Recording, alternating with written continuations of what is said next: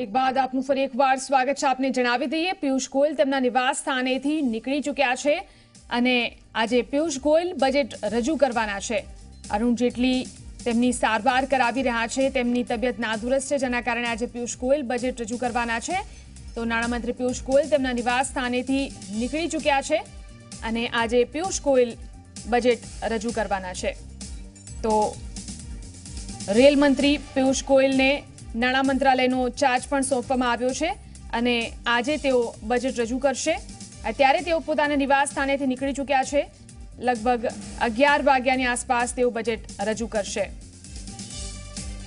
ઉલ્લેખનીય છે કે વિત્ત મંત્રાલયનો કારભાર અરુણ જેટલી પાસે છે, પરંતુ તેઓ તેમની સારવાર કરાવી રહ્યા છે। બીમાર હોવાને કારણે તેઓ વિદેશમાં સારવાર લઈ રહ્યા છે, જેના કારણે આજે પિયુષ ગોયલ બજેટ રજૂ કરશે। અત્યારે પિયુષ ગોયલ તેમના નિવાસ સ્થાનેથી નીકળી ચૂક્યા છે।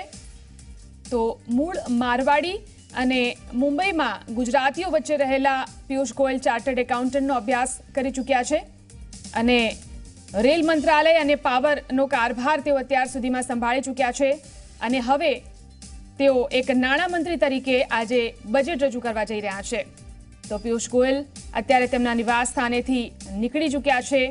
ઘણી આશા અપેક્ષાઓ ઉદ્યોગકારોને અને દરેક વર્ગના લોકોને આ બજેટ પાસેથી છે અને ચૂંટણી નજીક આવી રહી છે, ત્યારે સરકાર પણ તમામની આશા અપેક્ષાઓ પૂર્ણ કરવાનો સંપૂર્ણ પ્રયાસ આ બજેટ દ્વારા કરશે। તો પિયુષ ગોયલ હાલ તેમના નિવાસ સ્થાનેથી નીકળી ચૂક્યા છે। આપને જણાવી દઈએ કે પિયુષ ગોયલ રેલ મંત્રી છે, પરંતુ નાણાં મંત્રીનો કારભાર પણ તેઓ અત્યારે સંભાળી રહ્યા છે અને આજે અરુણ જેટલીની ગેરહાજરીમાં તેઓ બજેટ રજૂ કરવા જઈ રહ્યા છે। આ વિશે વધુ જાણકારી માટે હિતેન આપણી સાથે જોડાયા છે। જી હિતેન, પિયુષ ગોયલ અત્યારે તેમના નિવાસ સ્થાનેથી નીકળી ચૂક્યા છે, કેટલા વાગે બજેટ સેશનની શરૂઆત કરવામાં આવશે? બિલકુલ 8:40 પિયુષ ગોયલ પોતાના આવાસથી રવાના થયા છે। 9 વાગ્યાની આસપાસ પિયુષ ગોયલ જે છે તે નાણાં મંત્રાલય નોર્થ બ્લોકથી રાષ્ટ્રપતિ ભવન માટે પોતાની બજેટની ટીમ સાથે રવાના થશે। રાષ્ટ્રપતિની પરવાનગી લેશે બજેટ રજૂ કરવા માટે।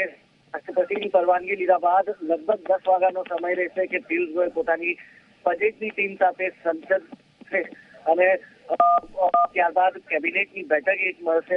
પ્રધાનમંત્રી નરેન્દ્ર મોદીની અધ્યક્ષતામાં 10 વાગે કેબિનેટની બેઠકની અંદર બજેટ રજૂ કરવામાં આવશે। કેબિનેટ મિનિસ્ટર્સને બજેટ વિશે માહિતી આપવામાં આવશે અને ત્યાં બજેટ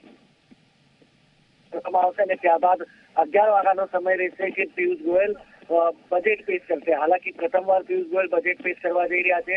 પિયુષ ગોયલ પાસે મંત્રાલયની સાથે સાથે રેલ મંત્રાલય પણ છે, એટલે ક્યાંક ને ક્યાંક બહાર વધારે રહેશે।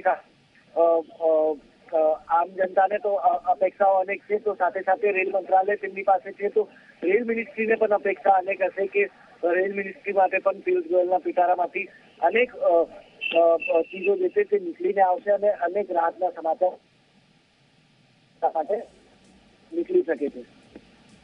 જી બિલકુલ, આભાર હિતેન સમગ્ર જાણકારી આપવા માટે। તો પિયુષ ગોયલ અત્યારે તેમના નિવાસ સ્થાનેથી નીકળી ચૂક્યા છે। તેમની ટીમ સાથે તેઓ પહેલા નાણાં મંત્રાલય પર પહોંચશે અને આજે પિયુષ ગોયલ બજેટ રજૂ કરવા જઈ રહ્યા છે, ત્યારે તમામની નજર તેમની ઉપર મંડાયેલી છે। 2019ના આ બજેટની અંદર લોકોને અનેક આશા અપેક્ષાઓ છે, ત્યારે લોકોની અપેક્ષાઓ કેટલી સંતોષાય છે તેની ઉપર આજે સૌની નજર મંડાયેલી છે। તો આ દ્રશ્યો મેં આપને બતાવી રહ્યા છે। પિયુષ ગોયલ અત્યારે તેમના નિવાસ સ્થાનેથી નીકળી ચૂક્યા છે। તેઓ નાણાં મંત્રાલય પર પહોંચશે, ત્યાં આગળ તેમની ટીમ સાથે ત્યારબાદ તેઓ બજેટ રજૂ કરવા માટે પહોંચશે।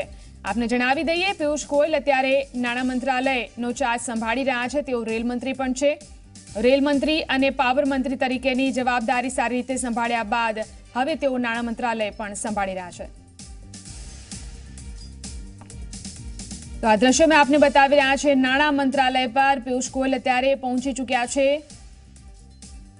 નાણાં મંત્રાલય પર પિયુષ ગોયલ પહોંચી ચૂક્યા છે, તે દ્રશ્યો મેં આપને બતાવી રહ્યા છે।